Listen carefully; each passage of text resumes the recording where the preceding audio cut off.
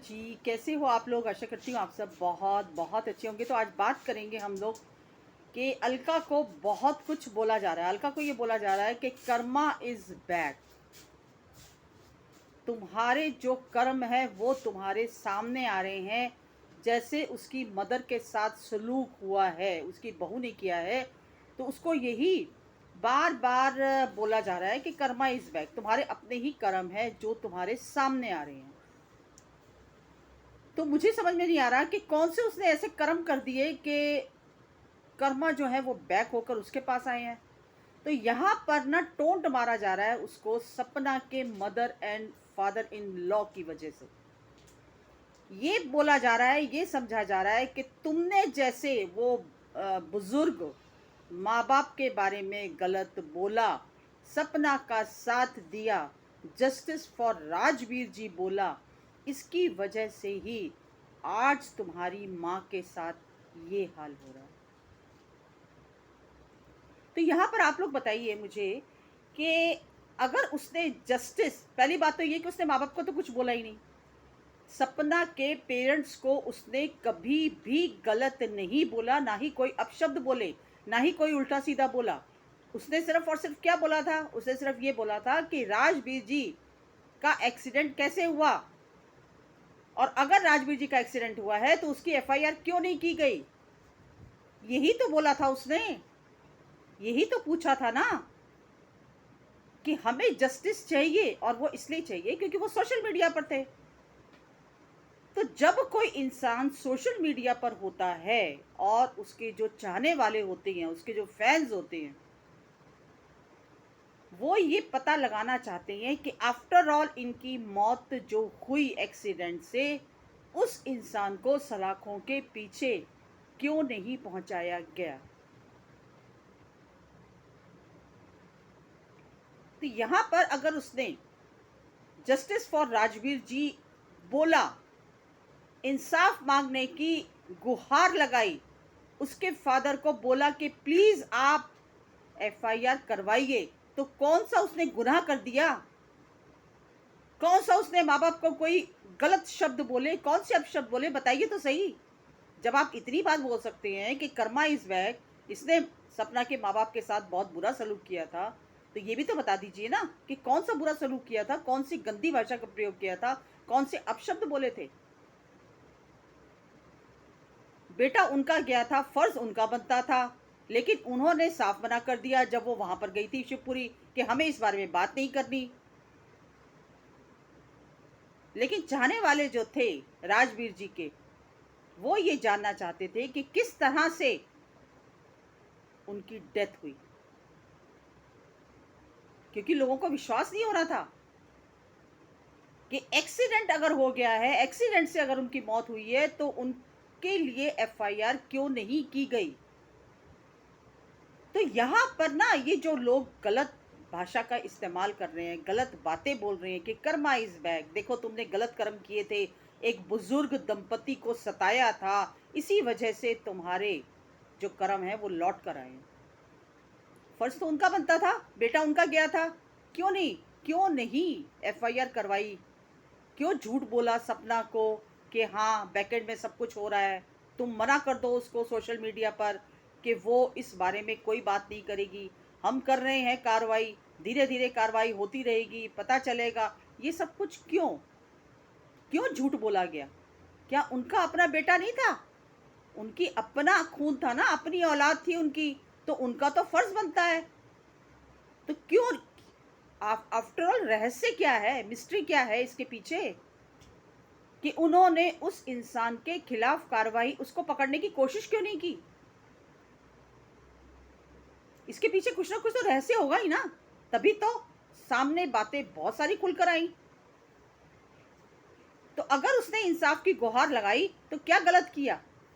उसने यही तो बोला कि अंकल जी प्लीज मेरा साथ दीजिए, अगर आप नहीं कर सकते तो मैं करूंगी अपने बलबूते पे। कुछ तो बताइए, कुछ तो क्लू दीजिए। कमाल हो गया, आजकल तो भला करने वालों को उल्टा दोषी करार दिया जाता है। अगर कोई किसी का भला करना चाहता है तो उसको झूठा करार दिया जाता है, सिर्फ और सिर्फ ये बोल के कि बुजुर्ग दंपति हैं। अरे अगर बुजुर्ग दंपति हो और कोई आपका साथ दे रहा है ये सोचकर कि हाँ ये बुजुर्ग दंपति है, ये कहाँ कहाँ बेचारे भागेंगे। अगर आपका कोई साथ दे रहा है और आप साफ मना कर रहे हैं साथ लेने से, तो इंसान के मन में क्या जाएगा, क्या शक जाएगा, बताइए तो सही। इंसान तो यही सोचेगा ना कि ये भी मिला हुआ है इंसान। कौन सा बाप ऐसा होगा जो अपनी बेटी की मौत का बदला नहीं लेगा। तो क्या गुनाह कर दिया उसने, क्या गलत शब्द बोले माँ बाप को। दरअसल आप लोगों को सिंपैथी माँ बाप से नहीं है, आप लोगों को चिढ़ सिर्फ इस बात की है कि सपना का साथ क्यों दिया जाता है, सपना को सपोर्ट क्यों किया जाता है। तो जाइए ना, जाके मदद कीजिए उनकी। अगर आपको बुजुर्ग दंपति का इतना ही दर्द है, इतना ही ख्याल है, कभी आपने कोशिश की उनका दुख दर्द पूछने की, या सिर्फ सोशल मीडिया पर आप लोगों को बोलना आता है। कभी गए उनका हालचाल पूछने के लिए कि आप कैसी हो कैसे नहीं हो। कभी बोला किसी चीज की जरूरत हो तो हमें बोलिएगा। कभी कहा आपने, सांत्वना दी, हिम्मत दी, दिलासा दिया, मोटिवेट किया उन्हें। कुछ नहीं किया, सिर्फ बातें और बातें। और वो भी सिर्फ इसलिए कि सपना को सपोर्ट क्यों किया जा रहा है। ऐसी बहू को जो कि नागिन है, जो कि डस गई उनके दोनों बेटों को, जिसने पैसा चाहा, प्रॉपर्टी चाही, घर बर्बाद करके रख दिया। ना जाने क्या क्या ताने उस लड़की को दिया आप लोगों ने। अगर आपके अंदर जरा सी भी इंसानियत है ना, तो जाइए शिवपुरी, हालचाल पूछिए उनका, मदद कीजिए उनकी, और बोलिए, पूछिए, इसका जवाब पूछिए कि क्यों नहीं आपने इस चीज के लिए मुहिम जो उठी थी उसको आपने क्यों सपोर्ट नहीं किया, क्यों आपने उस लड़की का साथ देने से मना कर दिया, क्यों आपने अपने बेटे का इंसाफ नहीं लिया। एक माँ को तकलीफ नहीं होगी कि उसका जवान बेटा चला गया। कितना दर्द होगा उनको, कितनी तकलीफ होगी, आज भी वो याद करके रोती हैं। क्या एक औरत को दर्द नहीं होगा कि उसका पति चला गया जवानी में। क्या उन बच्चियों को दर्द नहीं होगा कि उनका बाप का साया चला गया। किस बेस पे आप लोग इतनी बड़ी बड़ी बातें करते हैं। बातें करना बहुत आसान है, कहते हैं ना, भाषण हर कोई दे सकता है, राशन दे कोई नहीं देता किसी के घर पे जाके। वही हिसाब है आप लोगों के साथ।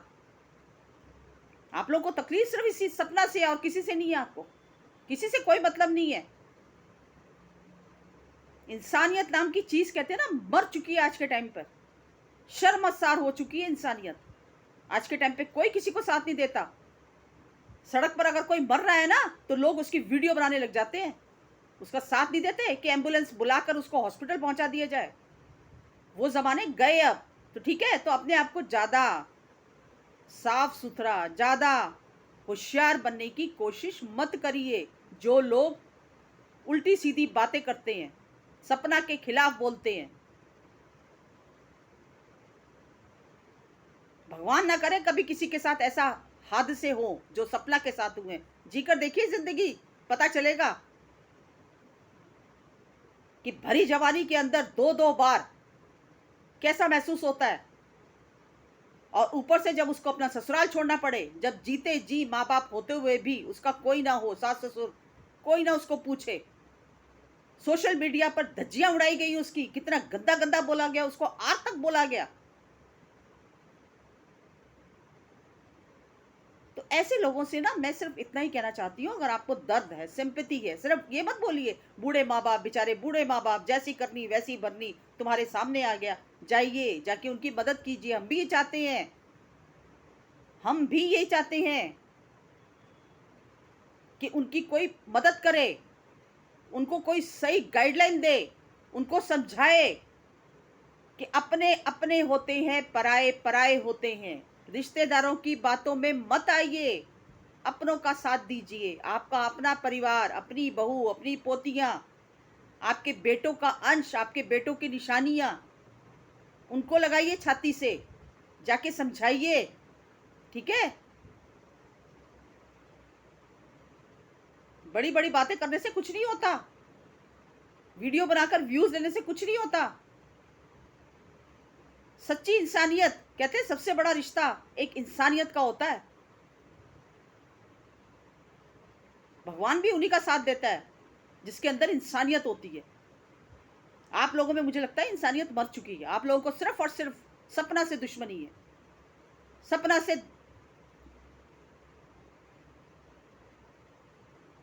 उन बच्चियों के बारे में सोचा है जो छोटी छोटी मासूम बच्चियां, दूध पीती हुई छोटी वाली बच्ची राजवीर जी की कैसे बिन बाप के अपनी जिंदगी गुजार रही है।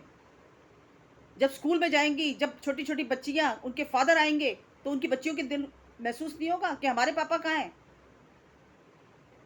बड़ी होकर नहीं पूछेंगी कि मम्मी जो पापा का एक्सीडेंट हुआ था तो वो आदमी को कितनी सजा मिली? क्या जवाब देंगे कि दादा दादी ने सजा देने नहीं दी? सॉरी, दादा ने, दादी तो बेचारी को, वो तो एक माँ है, माँ भी यही चाहती है कि उस गुनहगार को सजा मिलनी चाहिए, क्योंकि एक माँ जो होती है ना, वो 9 महीने अपनी कोख में रखती है अपनी औलाद को। माँ से बड़ा रिश्ता कोई नहीं होता। माँ भगवान से भी ऊपर मानी गई है। कहते हैं ना, भगवान कहते हैं कि धरती में मैं तुम्हें दिख नहीं सकता, ठीक है, साक्षात्कार मेरा हो नहीं सकता, इसीलिए माँ भेजी गई कि इसका साक्षात कर लो तो समझो मेरा साक्षात्कार हो गया। ये बातें तो आप लोगों को सबको पता है। मैं क्या तुम्हें भाषण देने बैठी हूँ यहाँ पर? ये बातें तो तुम सब कुछ जानते हो, लेकिन अफसोस इतना है कि जानते हुए भी अनजान बनते हो। ठीक है, तो जागो, थोड़ी सी ना होश में रहकर अपनी जिंदगी जीने की कोशिश करो। सही को सही और गलत को गलत बोलो। हम माँ बाप के दुश्मन नहीं है। बहुत सिंपैथी है उनके लिए हमारे मन में, बहुत इज्जत है, बहुत आदर है, बहुत सत्कार है, बहुत बड़ा कलेजा चाहिए। जो बेचारे आज अपनी जिंदगी जी रहे हैं, दो दो जवान बेटों को अपनी आंखों के सामने जाते हुए देखकर हेड्स ऑफ है, मैं कहती हूँ उनको। भगवान उनको शक्ति दे, उनको ताकत दे, उनको हिम्मत दे इस दुख से उबरने की। लेकिन कलेजे में शांति तभी मिलती जब वो गुनहगार सलाखों के पीछे होता।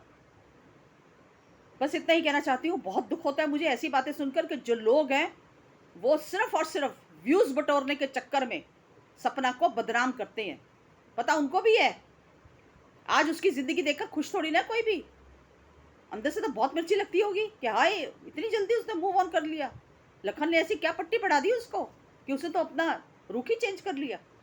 आज डांस सीखती है, आज कॉन्फिडेंस लेवल देखो उसका।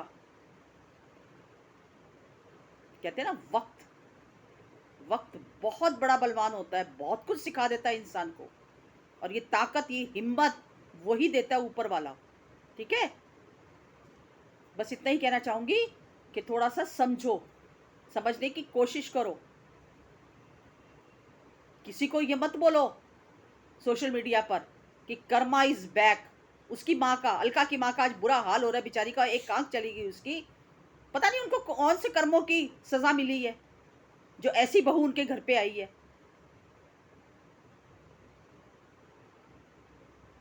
अगर उनके साथ बुरा हो रहा है तो वो भी कौन सी सुखी है बहू? उसकी भी तो जिंदगी नरक बन गई ना, उसकी भी तो नरक बनी है जिंदगी, अपने कर्मों से बनी है ना। कर्म उसने ऐसे किए, बुजुर्ग सास को मारा, ससुर को मारा, तो वो कौन सा सुख भोगेगी? अब जेल के सलाखों के पीछे जाएगी। ठीक है, तो यहां पर ना सबके कर्म एक दूसरे के साथ जुड़े हुए हैं। एक गलत कर्म करता है ना तो उसकी सजा बहुत लोगों को भुगतनी पड़ती है। थोड़ा सा अध्यात्म की तरफ जाओ, पता चलेगा तुम्हें। ठीक है, बस इतना ही कहना चाहूंगी। छोटी सी मेरी वीडियो थी, अगर पसंद आई हो तो लाइक शेयर सब्सक्राइब कीजिए। मिलती हूँ अगली वीडियो में एक नए टॉपिक के साथ। तब तक के लिए